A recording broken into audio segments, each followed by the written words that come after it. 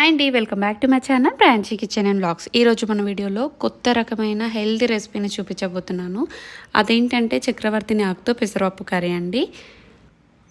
ఇది హార్ట్కి, కిడ్నీకి చాలా అంటే చాలా యూస్ఫుల్ కాబట్టి తప్పకుండా స్కిప్ చేయకుండా చూడండి. చూసిన వెంటనే ట్రై చేయండి. సబ్స్క్రైబ్ చేయని వారు ఉంటే సబ్స్క్రైబ్ చేసుకోండి. ఇక లేట్ చేయకుండా మనం చక్రవర్తిని ఆకుతో పప్పు కర్రీని ఏ విధంగా ప్రిపేర్ చేయాలో చూపించబోతున్నాను. చూసేయండి. నేను ఇక్కడ ఒక కట్ట వరకు ఈ విధంగా ఫ్రెష్గా ఉండే చక్రవర్తిని ఆకుని తీసుకున్నాను. దీన్ని బత్వ ఆకు అని కూడా అంటూ ఉంటారు. ఇది రేర్గా అవైలబుల్గా ఉంటుంది.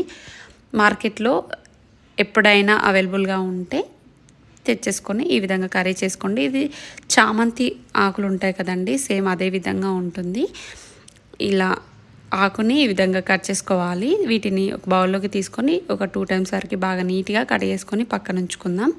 ఇప్పుడు ప్రెషర్ కుక్కర్లోకి 1 cup వరకు పెసరపప్పును తీసుకోవాలి. ఇందులోకి ఒక వాటర్ వేసుకొని ఒక 2 to 3 times వరకు బాగా నీట్గా కడిగేసుకోవాలి. 1 cup పెసరపప్పు తీసుకుంటే 2 cups వరకు వాటర్ని వేసుకోవాలి. ఇలా వాటర్ వేసుకున్న తర్వాత కడిగి కట్ చేసి పెట్టుకున్న 4 to 5 వరకు పచ్చిమిర్చి ముక్కలు, అలాగే 2 టమాటోల్ని కట్ చేసుకొని వేసుకోవాలి. మనం ముందుగా కడిగి కట్ చేసి పెట్టుకున్న చక్రవర్తిని ఆకు ఉంది కదండి, ఆకును కూడా ఇందులోకి వేసేసుకోవాలి. అలాగే కొత్తిమీరను కూడా కడిగి కట్ చేసుకొని వేసుకోవాలి. ఇప్పుడు ఇందులోకి మనము పసుపును వేసుకోవాలి. నేను ఇక్కడ 1/2 teaspoon వరకు పసుపును వేస్తున్నాను. అలాగే 1/2 teaspoon వరకు జీలకర్ర కూడా వేసుకోవాలి.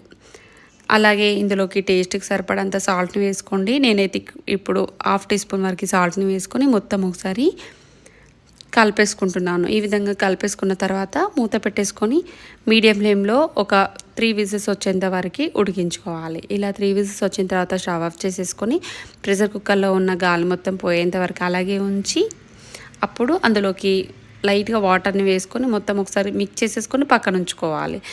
ఇప్పుడు తాలింపు వేసుకుందాం. ఈ విధంగా కలిపేసుకొని పక్కన ఉంచుకోవాలి.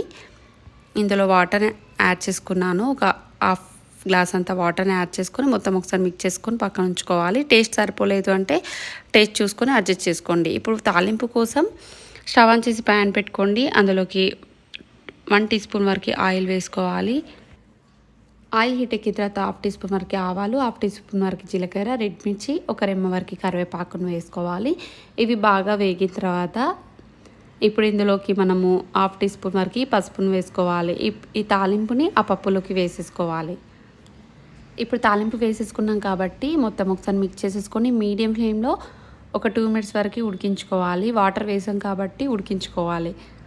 వాటర్ వేయనట్లయితే మీరు డైరెక్ట్గా ఈ పోపు వేసేసుకొని స్టవ్ ఆఫ్ చేసేసుకోవచ్చు. నేను వాటర్ యాడ్ చేశాను కాబట్టి మీడియం ఫ్లేమ్లో ఒక 2 minutes వరకు ఉడికించుకోవాలి. ఇలా ఉడికించుకున్నారంటే చక్రవర్తిని ఆకుతో పెసరపప్పు కర్రీ అనేది రెడీ. అంటే చాలా మంచిది కాబట్టి హెల్త్కి మీరు తప్పకుండా ట్రై చేయండి. ముఖ్యంగా అయితే హార్ట్కి, కిడ్నీస్కి చాలా బాగుంటుంది కాబట్టి తప్పకుండా ట్రై చేయండి. ట్రై చేసిన వెంటనే మీకు ఎలా కుదిరిందో కామెంట్ బాక్స్లో కామెంట్ చేయండి. మరిన్ని రెసిపీస్ కావాలంటే మన ఛానల్లో డిస్క్రిప్షన్లో లింక్ ఉంటుంది, ప్రెస్ చేసి చూసేయండి. ఛానల్ కొత్తగా చూసినట్లయితే సబ్స్క్రైబ్ చేయని వారు ఉంటే సబ్స్క్రైబ్ చేసుకోండి.